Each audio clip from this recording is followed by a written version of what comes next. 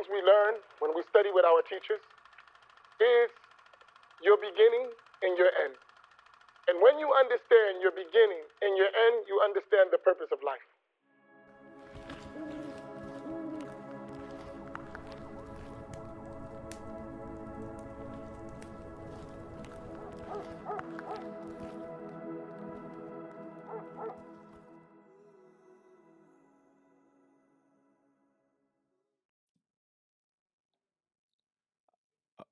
It appears that Philly is in the house, though. MashaAllah. MashaAllah. So I want to take this opportunity to introduce our next speaker. He's Sheikh Amin Muhammad. Sheikh Amin is a native of Atlantic City, New Jersey, who has studied with scholars in Egypt, Saudi Arabia, Syria, and Lebanon, covering the sciences of belief, ritual and interactional law, Quranic explanation, the sayings of the Prophet sallallahu alaihi wasallam. Presently, Imam Amin is the Imam and teacher at Masjid Muhammad in Atlantic City, New Jersey, as well as at the Mecca Center in Manhattan. Today, Imam Amin will be speaking about the importance of learning with humility from a qualified teacher. There's a big difference between sacred knowledge and simply information. We may memorize a lot of facts, but have we understood them how the Prophet sallallahu alaihi wasallam understood him and his companions radiyallahu anhum? Are we practicing the way our pious predecessors did? This is the importance of the teacher. And with that, Sheikh Amin, inshallah, if you'll please join us. Bismillah ar-Rahman ar-Rahim. Is the voice clear? Okay. Assalamu alaikum wa rahmatullahi ta'ala wa barakatuh. Alhamdulillahi rabbil alameen. Wa afdalu salati wa atammu taslim ala sayyidina wa habibina Muhammad wa ala alihi wa sahbihi ajma'in. أسأل الله تبارك وتعالى أن يجعل نياتنا خالصة لوجهه الكريم. اللهم لا علم لنا إلا ما علمتنا إنك أنت العليم الحكيم. اللهم علمنا ما ينفعنا وانفعنا بما علمتنا وزدنا علما.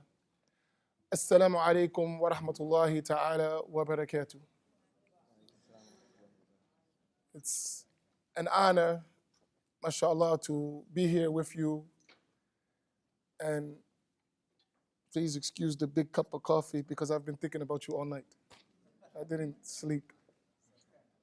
Really, because I think this gathering will be a very beneficial gathering. And almost for the last year, myself and Sidi Sheikh Yahya, inshallah, who will be coming soon, we've been traveling all over the country, really trying to revive the sacred sciences and our traditional Islamic study and knowledge, which, to be honest with you, is missing, not only in our country, but in the world. So it needs that tajdeed, it needs that revival, that renewal, insha'Allah ta'ala.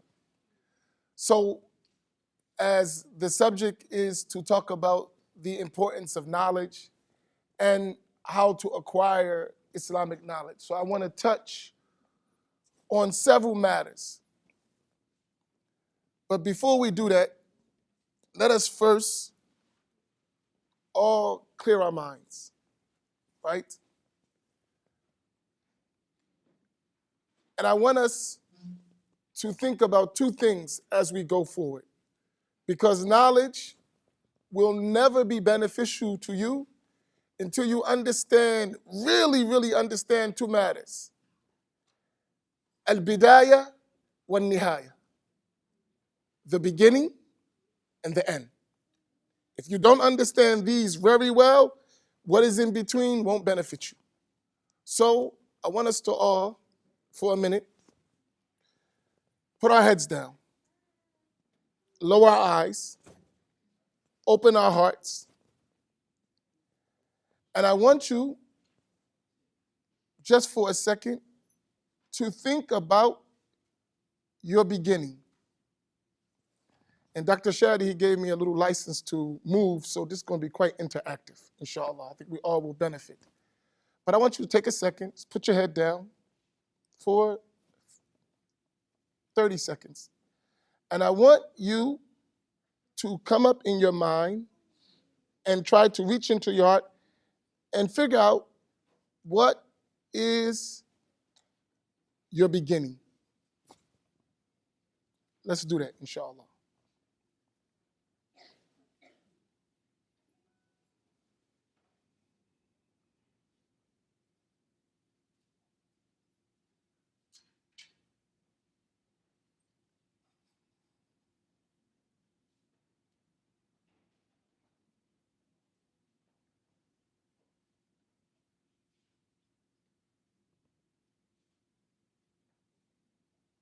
Khair. So that was the beginning.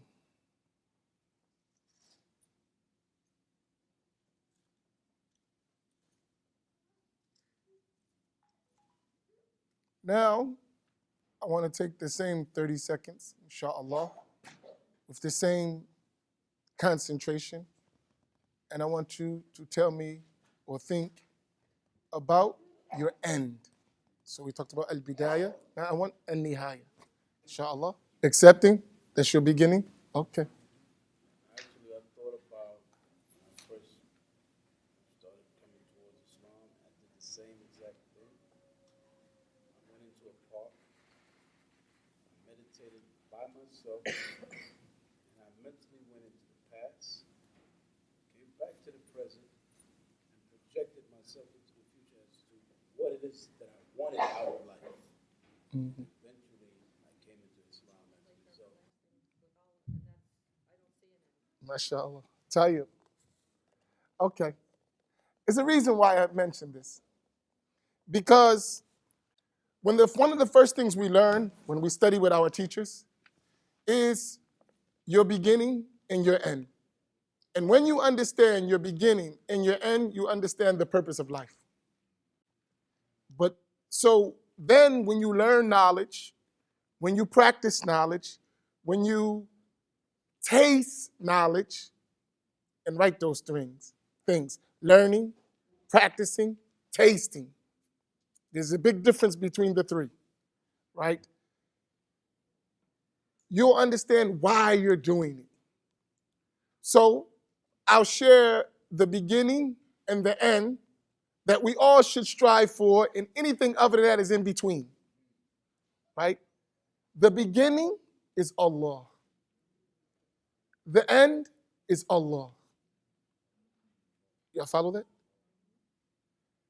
Because you always told, do it for the sake of Allah, right? You know why we always do it for other than the sake of Allah sometimes? Because we don't understand our beginning and end. Your beginning, everything, its beginning is with Allah. And its ending is with Allah. So the ultimate goal of paradise is not paradise itself. So anyone who just does everything so I can go to paradise has missed the mark. That's not the purpose. The purpose is to be with Allah. And then truly, when you're with Allah, there is no ending. Right? And when you're with Allah, there is no beginning. So now we want to deal with what's in between. And how do we benefit on everything in between? So knowledge is what the subject matter is about. What is knowledge? I don't want you to just say knowledge in general, al-ilm, knowledge. I want you to say al-ilm al-nafi', beneficial knowledge. Because we're not just seeking knowledge, we're seeking beneficial knowledge. If you notice when I opened, I said a little small dua for us. I said, Allahumma alamna ma yanfa'una wanfa'na bima alamtana. I said, oh Allah, teach us that which would benefit us. Not only that, and cause us to benefit from that which you have taught us. So this whole session, anytime you learn, you want something that is beneficial. If it's not beneficial knowledge, then it's truly a waste of time. So I'm trying to put it a direction. So what is the real beneficial knowledge? Is that knowledge which is going to lead you to Allah from where you came. That's beneficial knowledge. And all of the religious knowledge started with Allah and it should end with Allah. It should lead you to ma'rifah, to realization of Allah. And that's what the Prophet sallallahu alaihi wasallam, he said, one of the pre-Islamic poets in the time of ignorance, he said about one of them, he said the most truthful thing that he ever said was everything other than Allah is false. And we have in the names of Allah, Allah tells us in the Quran, وَلِلَّهِ الْأَسْمَاءُ الْحُسْنَى فَادْعُوهُ بِهَا. Allah has the most beautiful names, so call Him by them.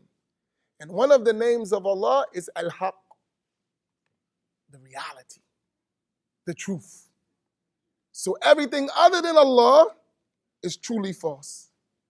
And when you understand that, then you'll never get caught up, never get trapped in other than Allah. And then once you attach to Allah, you have real knowledge, real ma'rifah, then all the practice, all the tasting becomes easy. So whenever you have difficulty in practicing, in doing things, in being a good person, in being a good Muslim, in seeking knowledge, in being kind to others, know your connection with Allah is cut.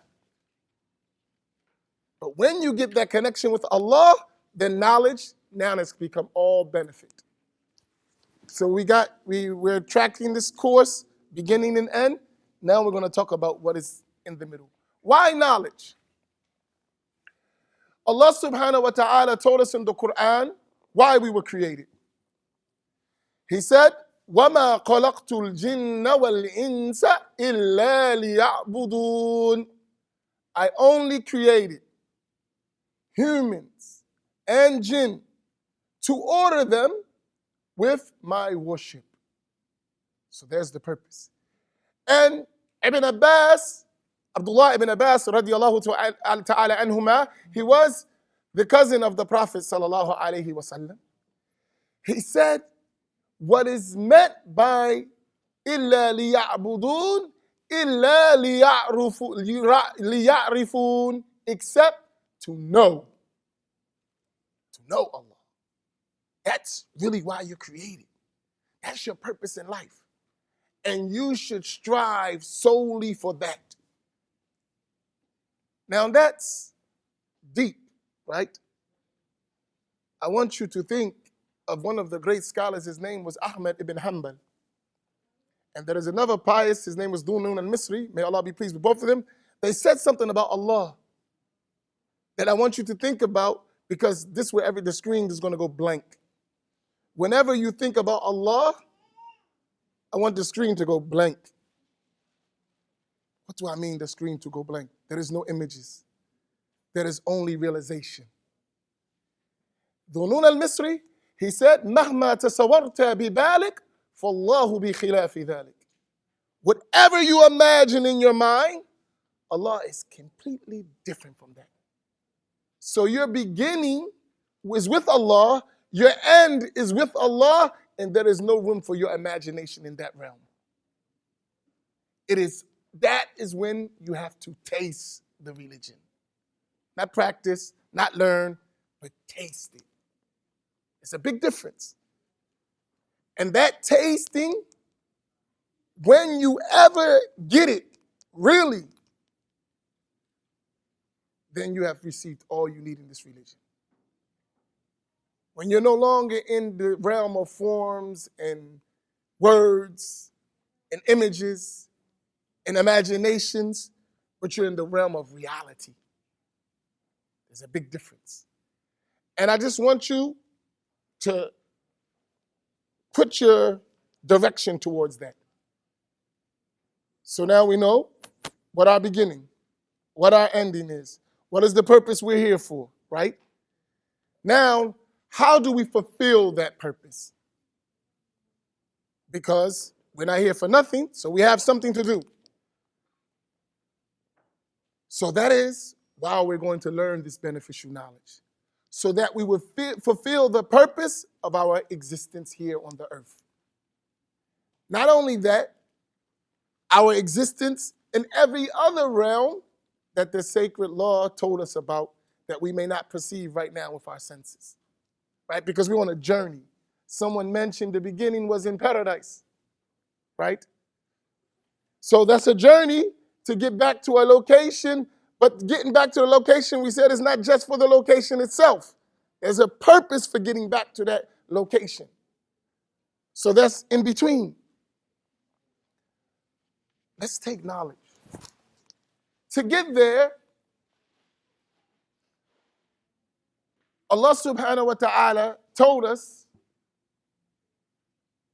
in the Quran that He commanded the Prophet Muhammad sallallahu alaihi wasallam with one thing. It shows you how important that thing is. Of all the things to seek an increase of it, get more, was one thing in the Quran. Allah said, وَقُلْ رَبِّي زِدْنِي عِلْمًا. The knowledge is going to teach you what you to do to get the pure heart. And that's what Allah told us the job of the Prophet sallallahu alaihi wasallam is going to be. He's going to teach us the book, and He's going to purify us. We're going to learn, and then we're going to become purified. So we think about this value of knowledge. To learn it, there's going to be an increase. Then Allah told us in another verse that the way we're going to have complete reverence and obedience and a closeness to Him is through being knowledgeable people. Allah subhanahu wa ta'ala mentioned in the Quran, إِنَّمَا يَخْشَى اللَّهَ مِنْ عِبَادِهِ الْعُلَمَاءِ. Verily, absolutely, only the ones who really have fear and reverence, really, which is piety, are those who are knowledgeable, learned people. So there's a value in the knowledge. And the Prophet sallallahu alaihi wasallam, he mentioned in his statement, he said, "Talabul ilmi faridatun ala kulli Muslim." Seeking the knowledge of the religion is an obligation on every Muslim. Our teachers told us the hadith seems general. Seeking knowledge, because that's how you're translated, is an obligation on every Muslim, right? But he said, no, there is a specific knowledge that's meant here. And we know it by Allah saying, ala kulli Muslim. By the Prophet ﷺ saying, ala kulli Muslim. By it being an obligation for every Muslim, because every Muslim doesn't have the ability to learn everything. That means there is a certain portion of the knowledge that you must know. And they call that knowledge that you need to know immediately in your current condition. Amil hal, what you need to know in your current state. So an important thing about knowledge is not to seek knowledge that is not necessary for your existence now. That's very important. What am I doing right now? What do I need to do right now to maintain that connection with Allah? And that is going to be a priority in knowledge. Now let me give you what you need to know right now. What do you need to know right now, especially converts? And even don't think because you're a convert that your situation is so much different than a person who's been Muslim all their life. And I should tell you this, it is just my belief that the converts are going to be the ones that save this religion. I believe it is the converts that are going to be the ones who save our deen.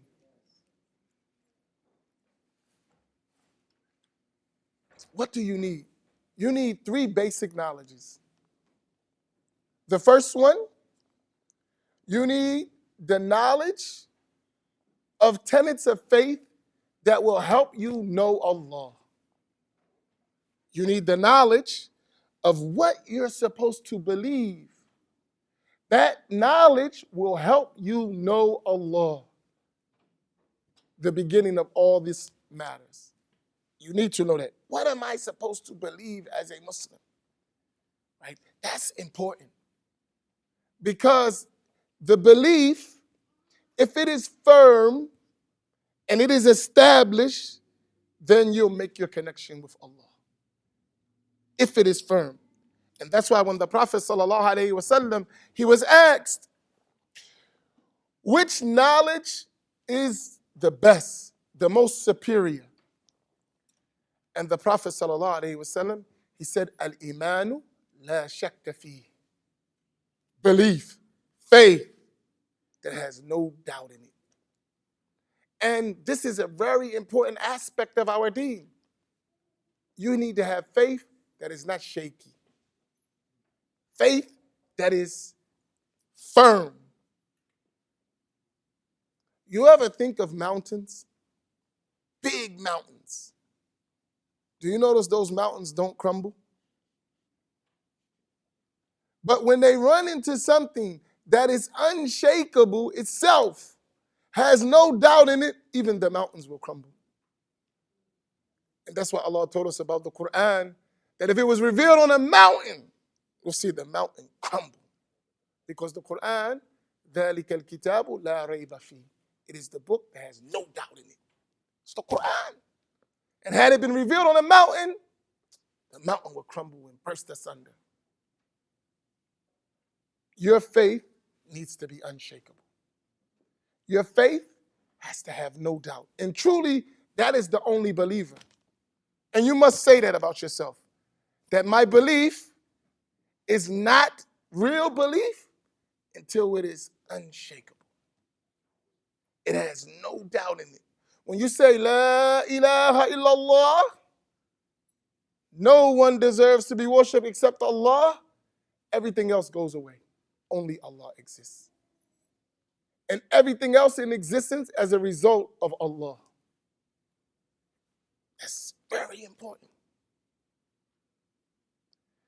Now, so you get the faith. That's your first thing you need to learn. The second thing you need to learn is how to serve Allah. And that is going to be the practical application of your faith. So you got the knowledge, now you need the practice. And that is going to be the rules or the rules of Islamic jurisprudence, which we call ilm al-fiqh. That in where you're going to learn what is your personal responsibility to Allah, what we call ibadat, acts of worship, like fasting, like prayer, like hajj, like charity, like purification, because that's your personal relationship with Allah. And you must take care of that. And remember, you yourself must be trying your best to be in the way Allah wants you to be. That means within yourself, you need to be one. So even though we want community, we want friends, we want sisters and brothers and teachers, but the reality is we have to have a faith that if everything else was gone, it was just me, I would still stand on La ilaha illallah. Right? Because the one who has that, they've realized the Quran where Allah said, وَهُوَ مَعَكُمْ أَيْنَمَا كُنْتُمْ. He's with you wherever you may be. You're never alone. You always have Allah. That's a reality. Imagine you pray. When you pray, everything goes away except Allah. Because that's the reality you're supposed to pray. You're supposed to pray, and there is an intimate conversation between you and God, where no one else intervenes in that. But doesn't the creation always intervene in our life in every matter? So every matter throughout the day, we're being disconnected by my job, disconnected by my children, disconnected by my friends, disconnected by the iPhone, the iPad, disconnection all the time. And the prayer is that connection all the time. But that prayer needs to be a prayer that's between you and Allah. Not only the prayer, but your fasting, your charity, your pilgrimage. Even when you purify yourself, that's a connection between you and Allah. Then, since we're not on the earth by ourselves, we have to deal with the creation, right? So we need rules relating on how we deal with each other, mu'amalat. How we deal with others, buying, selling. We marry, we divorce. People have rights. So we must realize the rights of others and how we interact as others, not as we like, but as Allah commanded. That's how we do it. So we need rules that relate to that. And then sometimes we as human beings, we forget. So we need to be reminded. And that's the aspect of the sacred law where it comes in crimes and punishments. When you forget, the sacred law is there to remind you. Why is it reminding you? Is it reminding to hurt you? No, it is reminding you to remember your beginning to help you make it to your end, which is with Allah. So that's the jurisprudence. But not only that, because that's dealing with your outward body, right? That's dealing with the creation, that's everything outside. But the human being is not just a body, but rather the human being is a body, a self, a spirit, a soul, and an ultimate secret. So there's other components of the human being. What about that inward state? There's where you're going to need knowledge of how to purify yourself. What do I mean purify yourself? Not by washing with water. I mean to adorn yourself with praiseworthy characteristics and remove from yourself blameworthy ones. Because when we speak of someone as a bad person, we're usually not talking about outward aspects of them. We're not talking about what they did physically to us. We're talking about states inside, usually. That one is arrogant, that one is mean, that one gets angry, this one is, stingy. These are qualities in the inside that need to be exchanged for positive qualities. So you may hear the term at-tasawwuf or Sufism. The reality of Sufism is that purifying you so that you can make it to your end properly. Removing every blameworthy characteristic and acquiring every praiseworthy characteristic. That's tasawwuf. That's Sufism. Sufism not dancing, singing, though you may have these aspects, but that's not the reality of it. Actually, those are the results of being pure, and then you're going to be so happy with your Lord. There's you're going to come in to rejoicing in the favor. Doesn't it feel good when you inside you're really happy? What do happy people do? Happy people, they move, they rejoice. That's what happy people do. Y'all saw the videos they were making, the Happy Muslim? Y'all didn't see those videos? It was all over the internet, and happy Muslims in Sudan, happy Muslims in UK, happy Muslims in Really, what is happy? Because everybody want to be happy. Even when they was laying out the Constitution, you have the right to the pursuit of happiness. You know what happiness is in Arabic? It's called as-sa'ada. That's happiness. But we don't want temporary happiness. We want as-sa'adatul abadiyya, everlasting happiness. And that can only be with Allah because He's the only one who's everlasting. And everything that has everlastingness is because Allah willed for it to have it. In and of itself, since it has a beginning, it can intellectually have an end. But Allah, since He's a necessary existent, that happiness is always with Allah. And that's why the reality in paradise is to get the ridwan of Allah, to get the pleasure of Allah. That Allah is pleased with you, and you are pleased with Him. And that's how the Quran describes the soul when it is purified, when it is clean, when it removed all those blameworthy attributes and has the praiseworthy attributes. Allah says, Ya ayyatuha nafsul mutma'inna irji'i ila rabbika radiyatan mardiyah. Oh, you tranquil soul, content. You're happy. Return to your Lord, pleased and well pleased.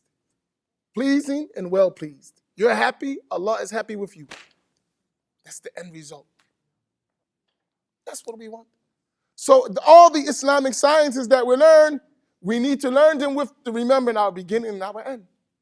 Because they're in between. So why am I learning Aqidah?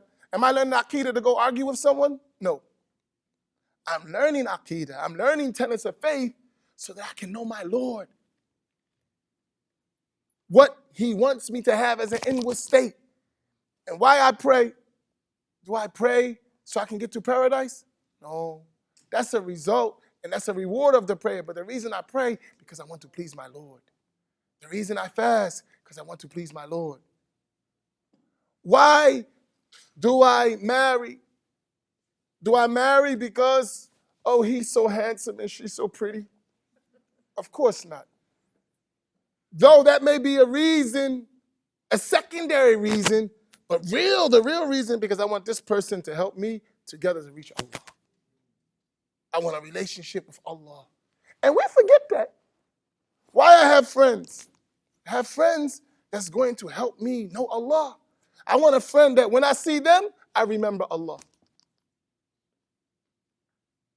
I have a friend sitting in the front row. Every time I see him, I remember Allah. I remember happy people every time I see him. I look at him, I see happy people.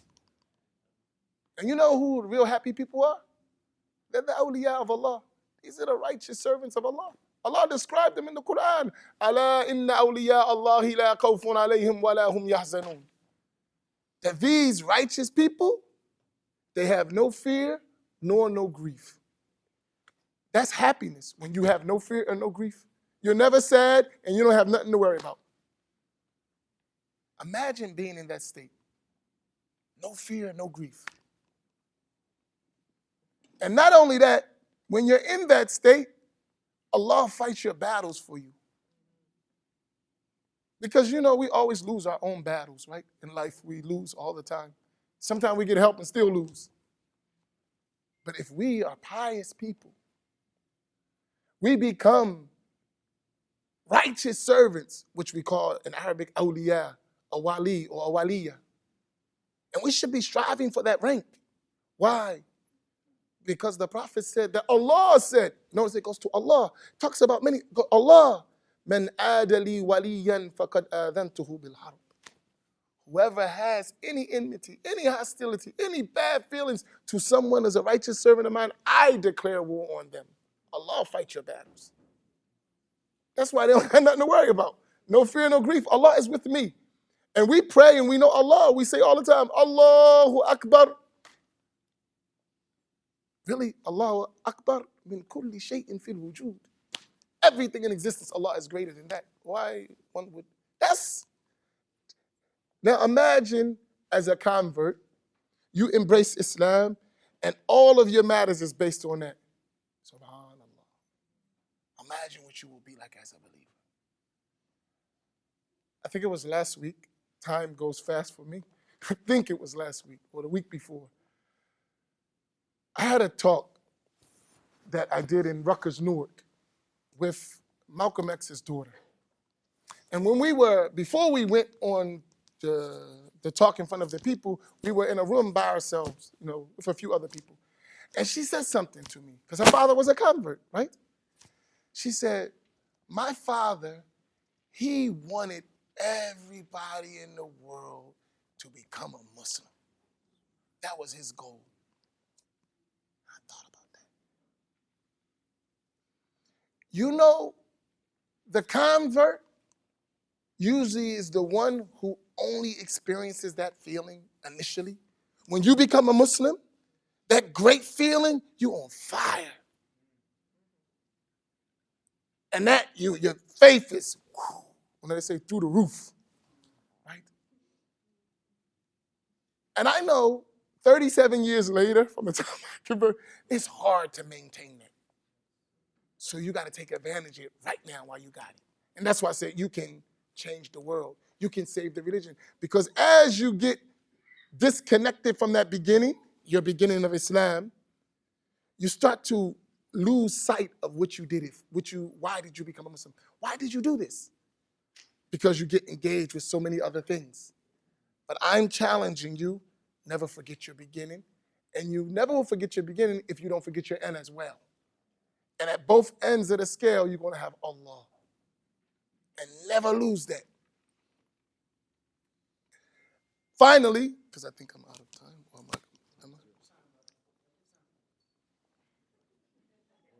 Questions? Okay, I have a lot of things in my mind I want to give to you, but we don't have. Maybe we'll get them in the questions. So we got what we need. We got belief. We got practice, al-fiqh, what they call, right?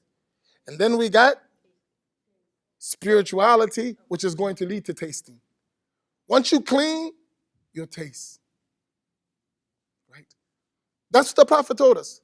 قَدْ ذَاقَ حَلَاوَةَ الْإِيمَانِ قَدْ ذَاقَ. That person has tasted the sweetness. Faith has a halawa. It has a sweetness. Sweeter than honey, sweeter than sugar, sweeter than love. When you connect it to Allah, that's it. Faith has a sweetness.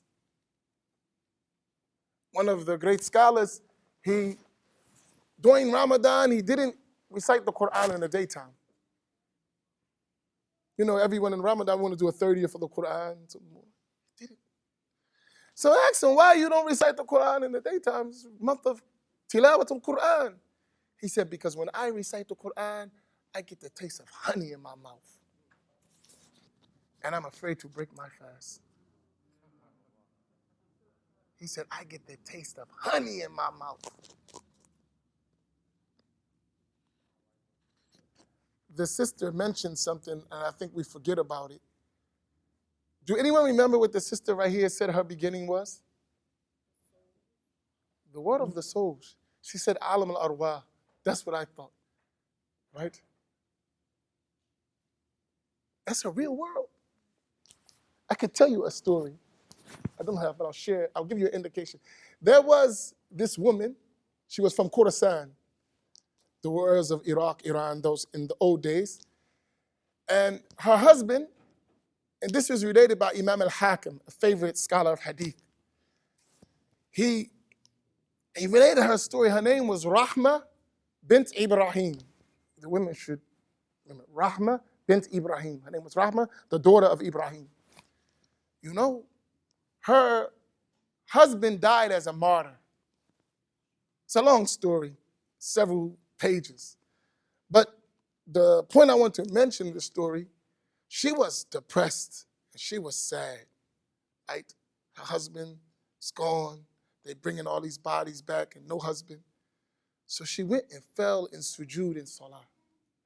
She went to pray and she fell asleep in sujood. She had a dream. Now, the dreams of pious people have reality. And in that dream, she came through several circles, and one was the circles of the martyrs of that battle where her husband died.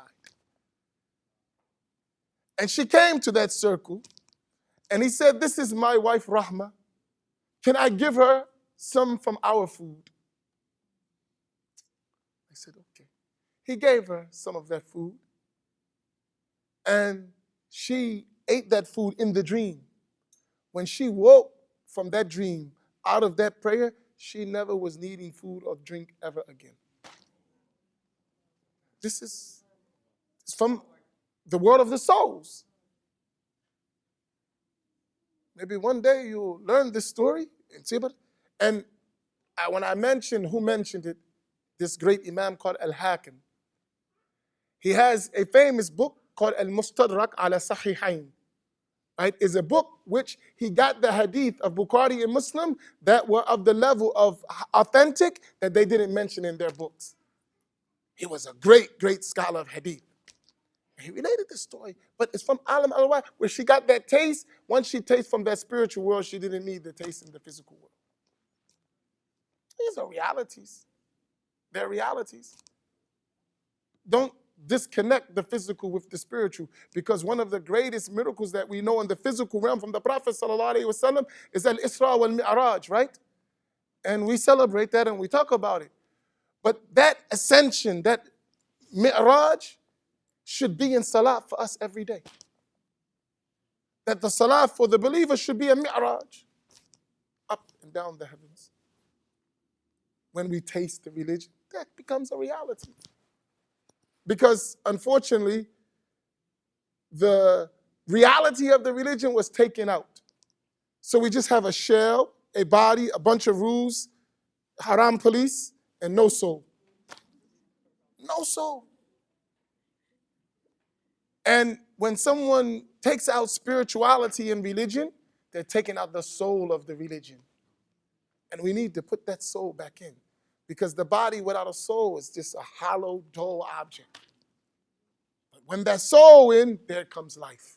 When soul is in your religion, the spirit is in, you have a life. And believe me, that is the real reality of all your practice of the religion. Last thing, and I'm going to end my part of it. Okay, we talked about how we got our start, where's our direction, where our end, what we need to do to get there. Now, how do you obtain that? And this is very important, because none of us are born knowledgeable, right? That means we have to learn. The Prophet ﷺ, he said, إِنَّمَا عِلْمُ بِالتَّعَلُّمِ.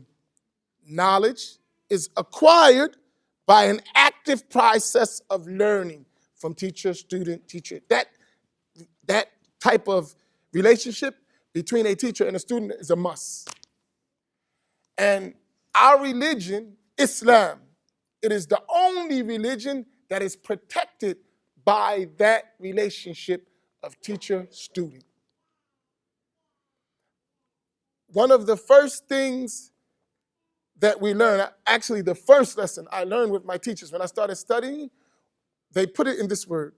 He said to me, Kalimatu la a'lam nisfu din. He said, the word I don't know is half the religion. So when you come into Islam, empty your cup, please.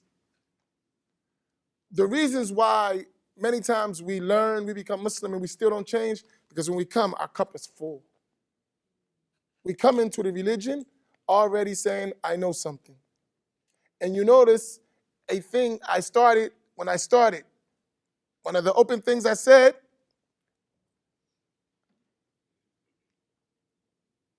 I made a dua. I said, oh Allah, we have no knowledge except that which you have taught us. We have no knowledge. This is what the angel said. We have no knowledge except what you have taught us. That's humility.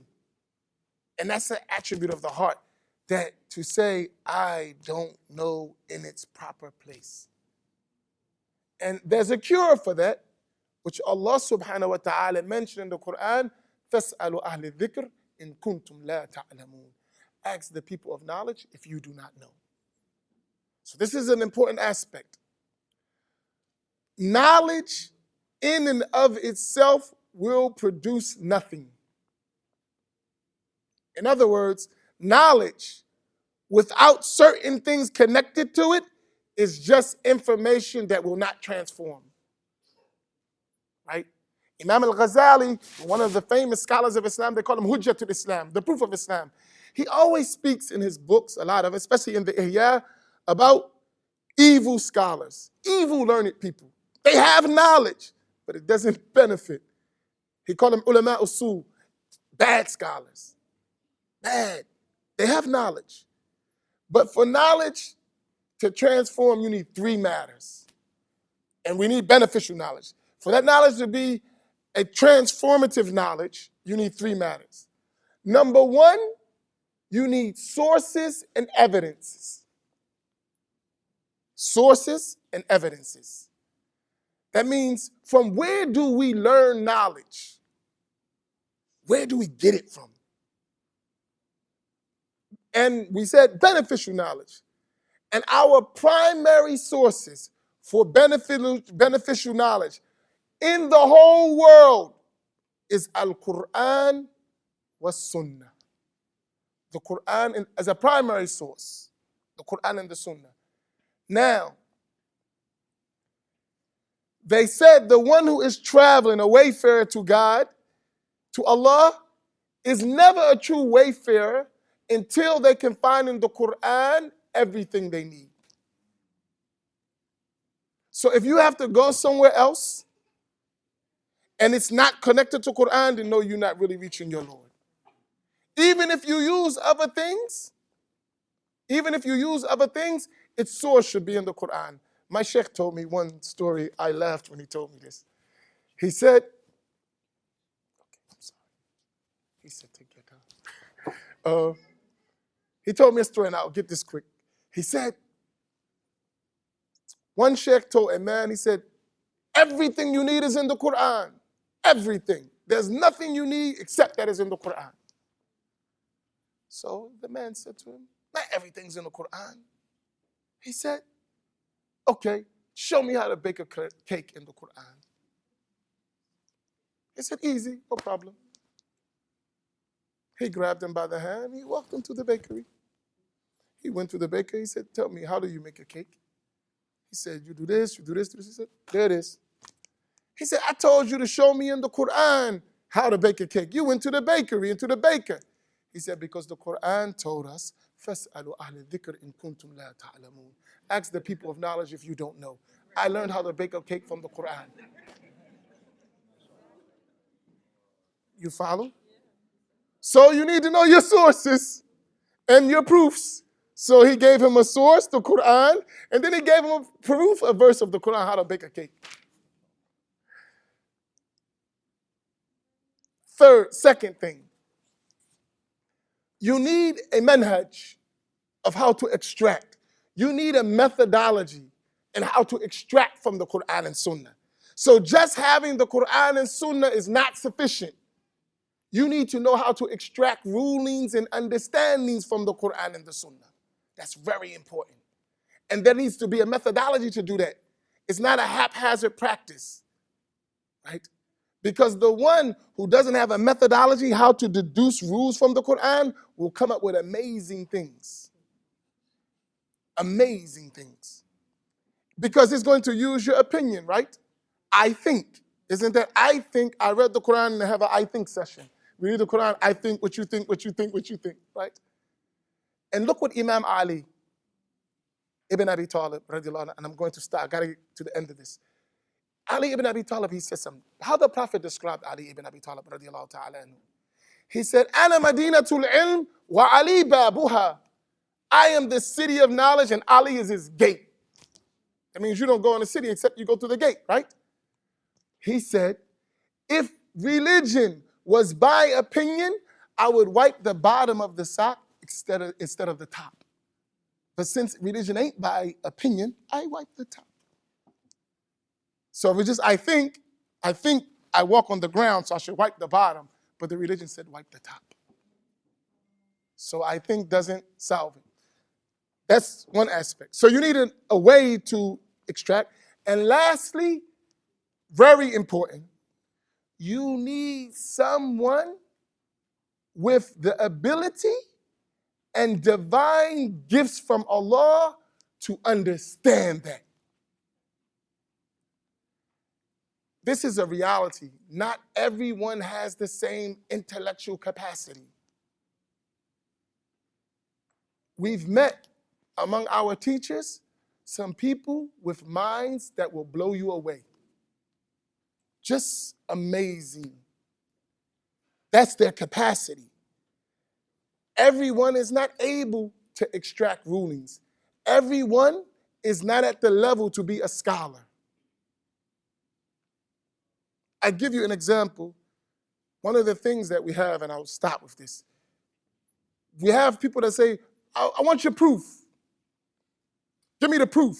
You give them a verse, give me a proof. I say, Tayyib, proof. And then if you ask this person, what type of proof do you want? From where you get the proof? Why is it a proof? And what is the status of that proof? And it confused quickly.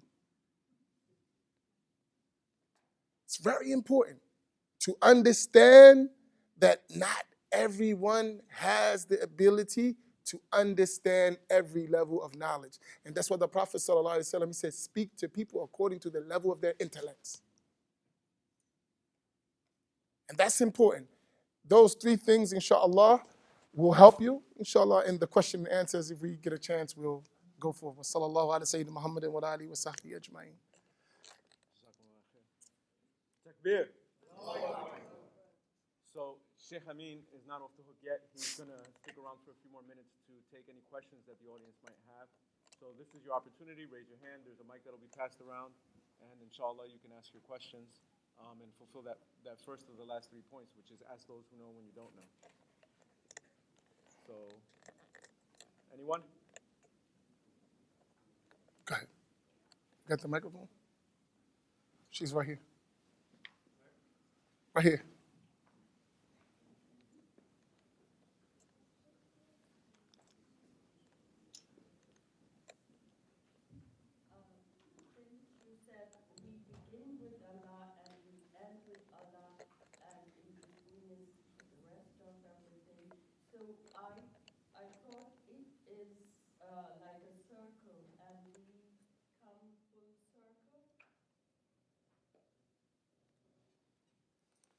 If you mean by that, we started from Allah, then we'll return back to Allah, I understand that. Yes, if you mean by that our matter started with Allah and it just goes full circle right back to Allah. If you mean by that, yes.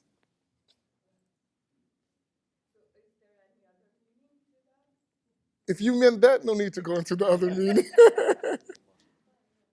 There is other meanings, but you may not intend that, so need to open a door that you didn't intend. Since you've been talking about knowledge this, knowledge that, knowledge, you got to seek knowledge. But MBS is having something now starting next week for people that don't know knowledge, they can't get knowledge, or don't even know how to seek knowledge. It starts on Sunday between 9 o'clock and 10 o'clock. You just right here is going to teach the class for people that don't have no knowledge. They have no knowledge at all. Have no reading skills, no writing skills, no nothing skills. If you want to seek knowledge, 9 o'clock, MBIC, Brother Yunus will be teaching the class. That's all we talk about, knowledge. But some people out here don't have no knowledge. Don't even know how to pick up a pencil or a book or nothing. So if you know anybody like that, MBIC, 9 o'clock, we'll be happy to help you and give you as much knowledge as we can. MashaAllah. Barakallah. I'm scared to say. There's not for comments. That's not what we call it, but it's very disabilities. Anybody got any disabilities or anybody can learn something or want to pick up any knowledge?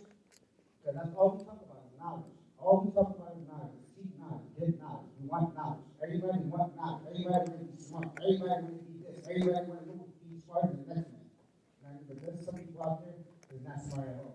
Some people out there don't know nothing. But they want to be Muslim. They want to pray 5 times a day. They want to fast. They want to do things in the community with doctors and lawyers and scholars and people like that. Because when we pray, we all equal. I could be praying next to a doctor. I could be praying next to a lawyer.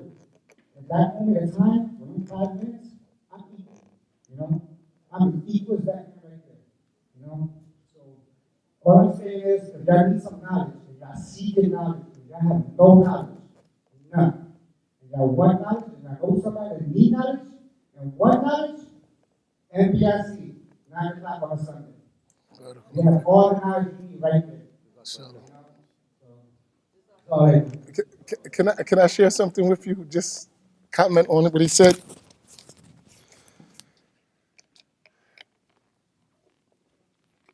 One of my teachers, he used to say, and I like tweak this. He said, I know nothing.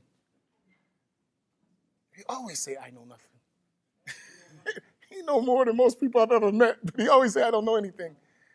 And I realized something from that. And we should all take from that I've learned enough to know that I don't know anything.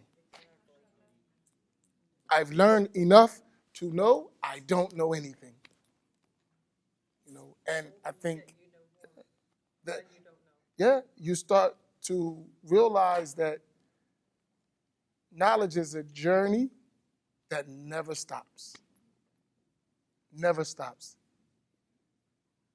And they say the student, and you should write this as a golden rule forever for you. A student is not a student until they learn from those who know more than them, those who know equal to them, and those who know less than them. So if you ever see a student who say, I don't learn from this one because I know more, that's not a real student. That's not a real student. Go ahead. Walaikum salam.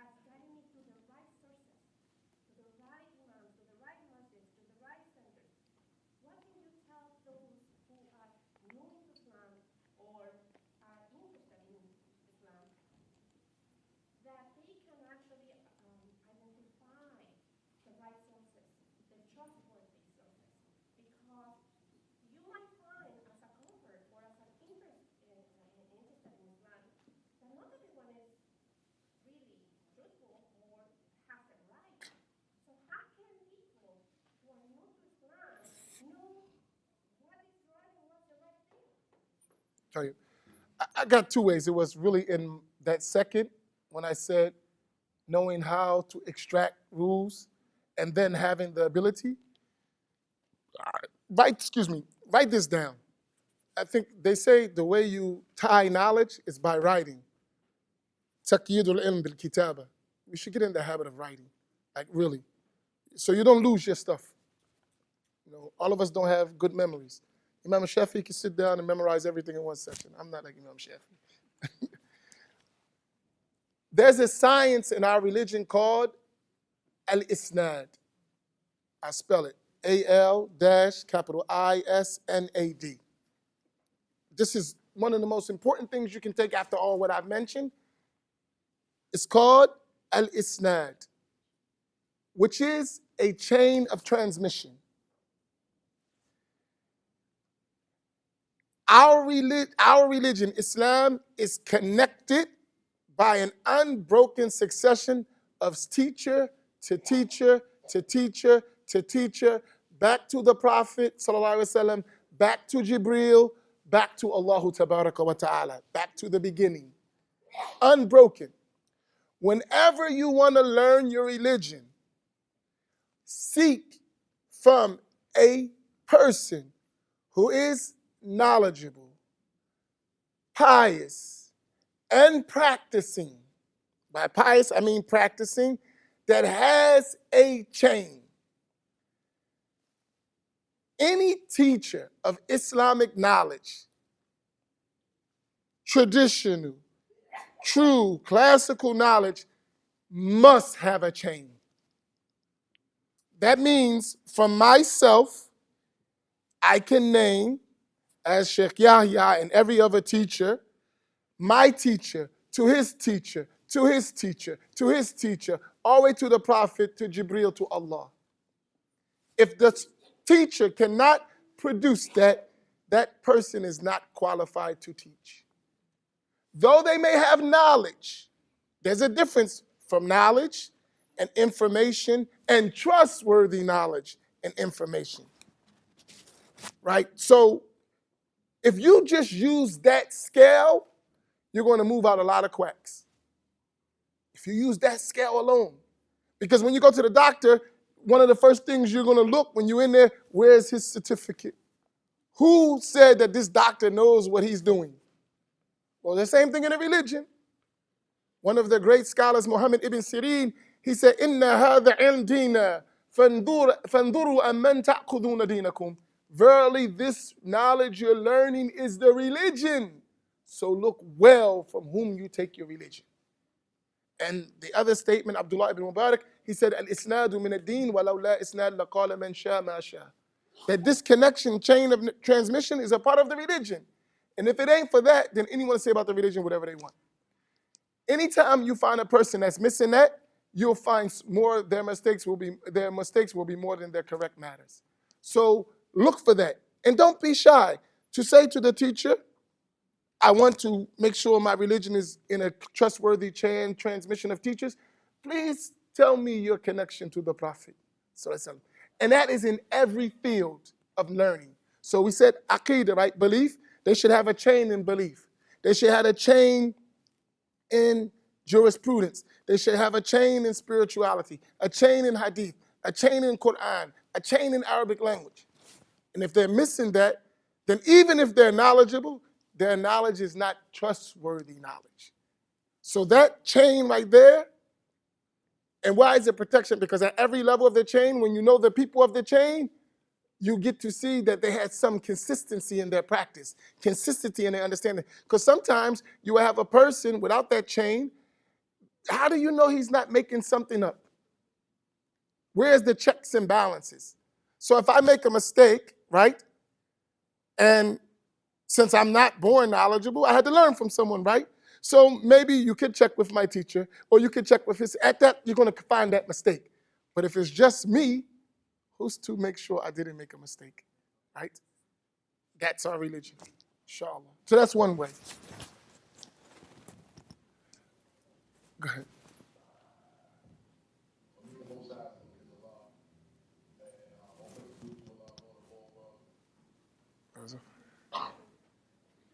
Go ahead. Somebody question? Wa alaikum salam.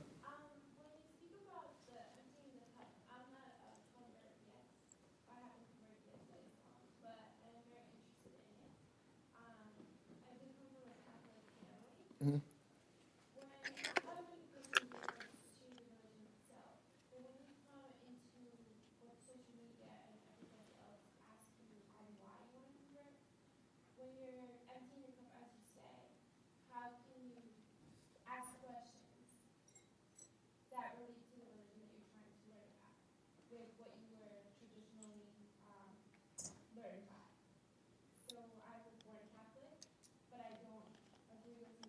Mm-hmm.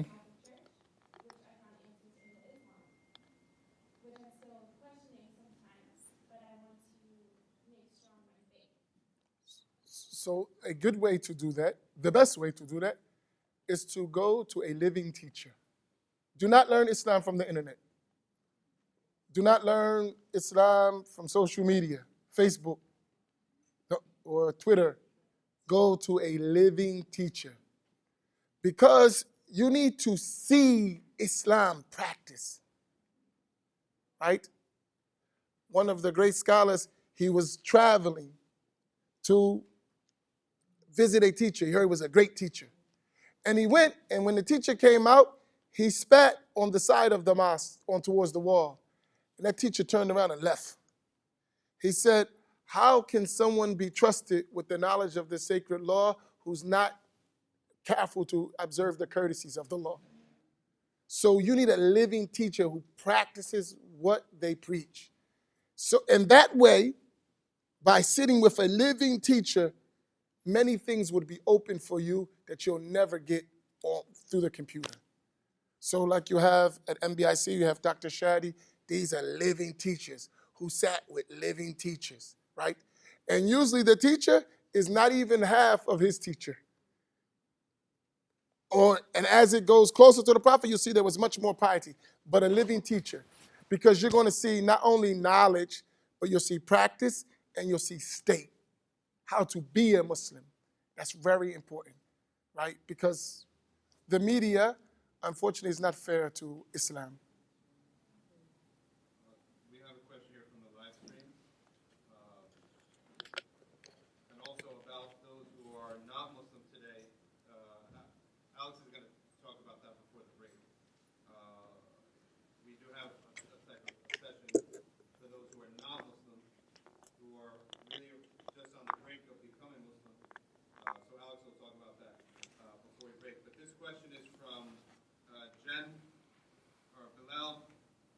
says, how can we learn about the Prophet? Can you give, for example, any recommended readings? How can you learn about the life of the Prophet? There are many books that talk about the life of the Prophet sallallahu alaihi wasallam. One good book that I like, and it was a book that I spent years with my teacher learning, is the prophetic biography according to Islamic jurisprudence by Sheikh Muhammad Saeed Ramadan al-Bouti. It's translated in English. What is good about that book, it takes stories from the life of the Prophet and then, sallallahu alaihi wasallam, and then gives you principles and lessons how to apply it from a living great scholar. And there are many other bigger works, but I would suggest if you grab anything from what I'm saying, is even if you get that book. I studied that book about 4 years with my teacher. 4 years reading that book with him. And that we get to really live and see how the Prophet was. And a lot of times we learn stuff from just being with the teacher that we saw in the book we didn't understand. When we watched it, we saw it come alive. That's very important. The prophetic biography according to Islamic jurisprudence. Fiqh Sira Nabawiyya. Jurisprudence of the prophetic. Nancy Roberts is the translator. Nancy Roberts. Wait, the translator. You didn't see our new practice. No, joke. Yeah, inshallah. But I would suggest, can we revive this? Can we get a hand commitment? Raise up hand. Raise your hands. Say yes. Don't worry, trust me. Raise your hand. Raise your hand for what? Just raise your hand. Say I'm committed. Right? You're not in. You don't trust me. No. That we're going to revive traditional learning. Raise your hand. Traditional learning is no book without a teacher. That means I'm not going to live off Amazon in the bookstore. If I got a book, I'm going to read that book with a teacher. Can we get a commitment? Shadi, you got a lot of fans. You can start reading some books, Habibi. No, really. Really. I make it a habit that I read on my own. I read a lot. But even if I read on my own, I don't start till I'm going to somebody and what about this? Let's read these books. And then you'll make sessions of knowledge. All of our books that we learned them with teachers. And that's an effort. So it's going to be a commitment from the student and a commitment from a teacher, but you're going to revive the Islamic sciences.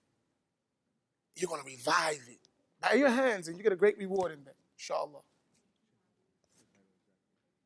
Okay.